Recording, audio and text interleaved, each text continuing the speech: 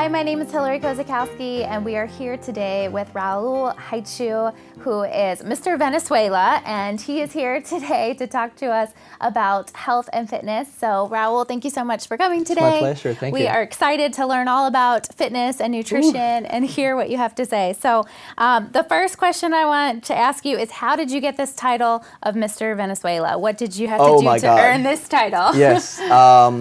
After I started my fat loss journey, I decided to compete.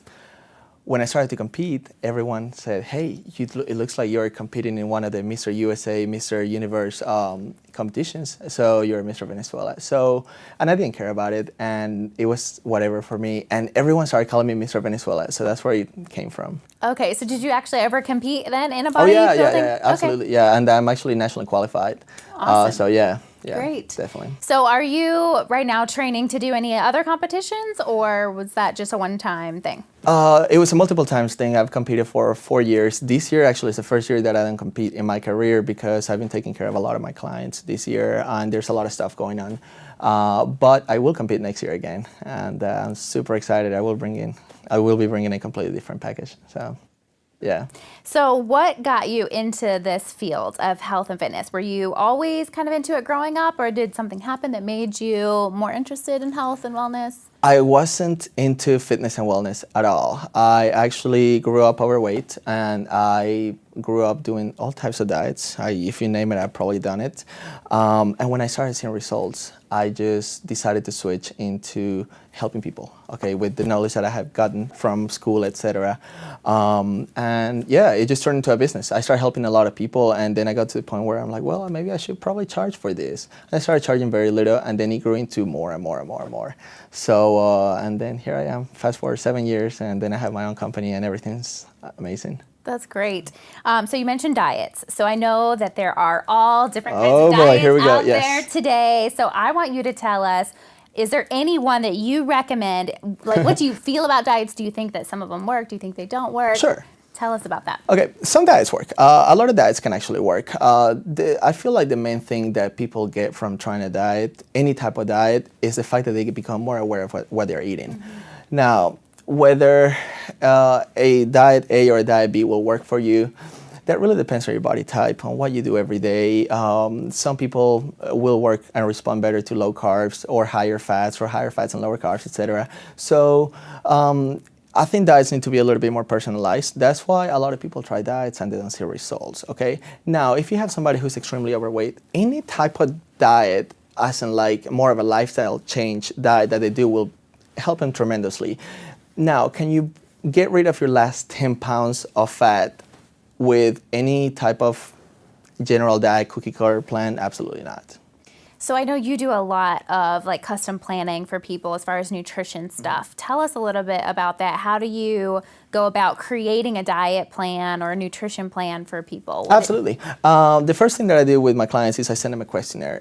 It checks on different health markers to make sure that they fall within my scope of practice, first of all. And then I ask them about their lifestyle, what their day looks like, what they normally eat. I can't grab somebody who's eating out 3 times a day and put them into a strict diet. Now, if you're coming from a strict diet, I can probably put you in a strict diet and just change different, timing of the meals, etc.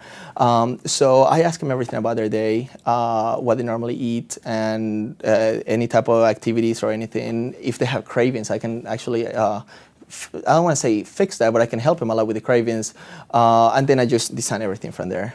So yeah, I need to know a lot about them. So how do you get rid of a sugar craving then? Oh boy, that's probably the biggest question. It's balancing your hormones out, leptin and ghrelin to be exact. Once you get those 2 guys down, I think the cravings are just there. And the problem too is a lot of people actually undereat. And a lot of people don't eat enough healthy fats. Healthy fats are amazing for you. Healthy fats drive every single hormone in your body, including leptin and ghrelin. So the moment you start adding healthy fats to your body, and the moment you balance all your hormones out, testosterone, estrogen, etc., then magic happens. So give us some examples then of healthy fats. Would that be like avocados? Absolutely. I love avocados. Avocados, olive oil, coconut oil, super, super healthy. Flax seeds, chia seeds, almonds, macadamia nuts, pine nuts, etc. Okay. Yeah. Very good. A lot of healthy fats though.